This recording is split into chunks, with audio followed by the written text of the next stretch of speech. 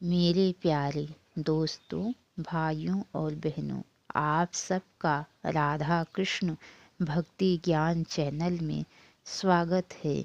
आप सब सुन रहे हैं कि किस प्रकार भगवान श्री कृष्ण गीता का उपदेश अर्जुन को दे रहे हैं। तो चलिए दोस्तों, आगे की कथा आप सबको सुनाते हैं।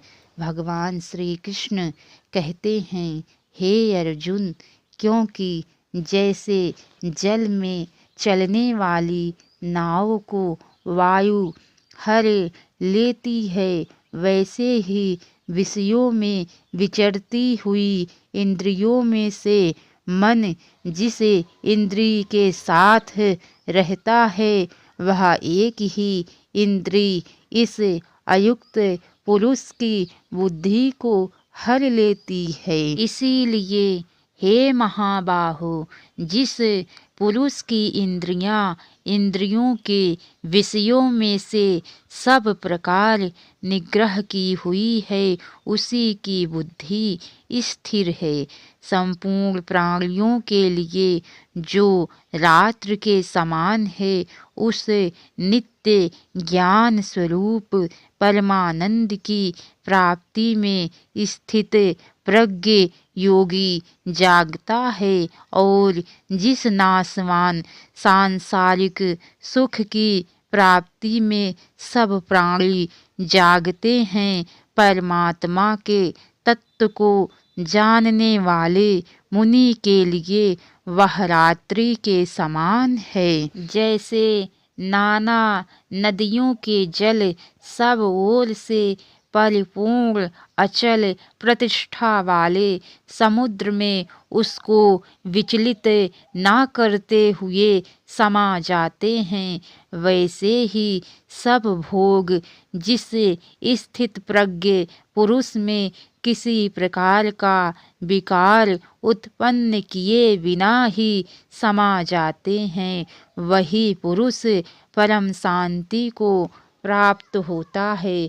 भोगों को चाहने वाला नहीं, जो पुरुष संपूर्ण कामनाओं को त्याग कर ममता रहित, अहंकार रहित और स्पृह रहित हुआ विचरता है, वही शांति को प्राप्त होता है, अर्थात वह शांति को पा लेता है। हे अर्जुन, यह ब्रह्म को प्राप्त हुए पुरुष की स्थिति है, जिसको प्राप्त होकर योगी कभी मोहित नहीं होता और अंतकाल में भी इस ब्राह्मी स्थिति में स्थित होकर ब्रह्मानंद को प्राप्त हो जाता है। अर्जुन बोले, हे जनार्दन, यदि आपको कर्म की अपेक्षा ज्ञान मान्य है, तो फिर हे केशव, मुझे भयंकर कर्म में क्यों लगाते हो? आप मिले हुए ये वचनों से मेरी बुद्धि को मानो मोहित कर रहे हैं, इसीलिए उस एक बात को निश्चित करके कहिए, जिससे मैं कल्याण को प्राप्त हो जाऊं। भगवान श्री कृष्ण कहते हैं, हे निष्पाप, इस लोक में दो प्रकार की निष्ठा है, मेरे द्वारा पहले कही गई है। उनमें से सांख्य योगियों की निष्ठा तो ज्ञान योग से, और कर्म योगियों की निष्ठा कर्म योग से होती है। मनुष्य ना तो कर्मों का आरंभ किए बिना ही रह सकता है, और ना केवल त्याग मात्र से सिद्धि यानी सांख्य निष्ठा को ही प्राप्त कर सकता है। इनमें से कोई भी मनुष्य बिना काम किए, कर्म के बिना क्षण मात्र भी नहीं रह सकता, क्योंकि सारा मनुष्य समुदाय प्रकृति जनित गुणों द्वारा परवश हुआ कर्म करने के लिए बाध्य किया जाता है। इसके आगे की कथा दोस्तों आप सबको कल सुनने को मिलेंगी।